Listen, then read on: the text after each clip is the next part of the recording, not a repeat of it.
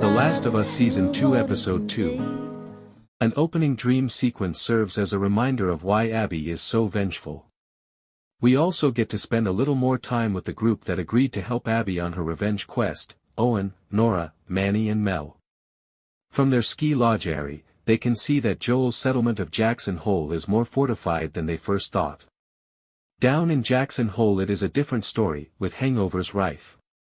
Ellie is in the process of being dragged out on patrol with the likable Jesse. Ellie tells Jesse that while her relationship with Joel may be complicated, it is built on an unshakable foundation. I'm still me, he's still Joel, and nothing's ever going to change that, ever. At a hastily convened town meeting, Tommy runs through the emergency protocols if the town is attacked. Dark clouds are gathering on the horizon, but Joel is already out on horseback patrol with Ellie's crush Dina. We only see them at range through Abby's binoculars.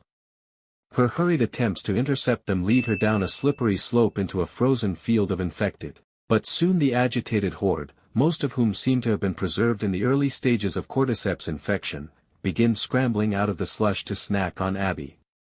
After a claustrophobic crawl alongside a wire fence buckling under the weight of a hungry mob, she is set to be mauled when an unexpected savior appears, Joel.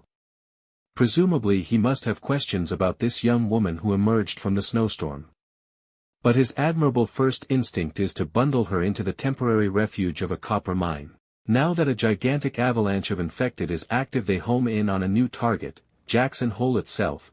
As waves of infected smash against the stout wooden walls, Tommy leads the fight back by launching barrels of oil into the horde to create an impromptu mode of fire, apparently one of the most effective ways of putting down a mushroom-infested enemy.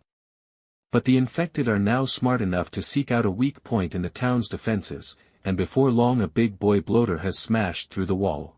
With the infected rampaging down Main Street, it is absolute chaos. Tommy, now strapped up with a flamethrower, desperately tries to repel the horde, but the town seems close to being overrun. Then Maria sets the town's hunting dogs free, and their throat-ripping counterattack seem to turn the tide of battle. Phew. After using their horses to outrun a mob of infected, Abby has lured Joel and Dina to the ski lodge under the pretext of getting help before joining the fight at Jackson Hole. But when her friends realize Joel has been delivered right to them, the temperature in the room changes palpably. The frostbitten Dina is given a knockout shot by Mel so she doesn't have to see what happens next. Abby, unmoved by the fact Joel just saved her, shotguns Joel in the knee and reminds him of his death tally back in Salt Lake City, 18 soldiers and 1 doctor. That Abby has nursed and rehearsed this revenge fantasy for years is clear from her scarily methodical approach. But while she is monologuing, Joel gets in one last act of defiance: "Oh, just shut the fuck up and do it already." Then she starts beating him with a golf iron.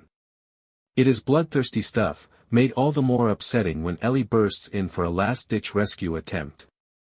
Even if Abby's friends don't seem thrilled by what's happening, they are loyal enough to restrain Ellie so she, and we, are forced to see the climactic death blow from floor level, helpless to do anything about it. After that, it feels as if the invaders cannot wait to bug out, obviously queasy about what their leader has done. They also leave Ellie alive, which might seem a tactical error. But while she swears her own revenge, the lasting image is of Ellie dragging herself over to Joel's body for one final hug. She was born after the initial outbreak and has grown up immune. But now Ellie knows what it feels like for your world to end.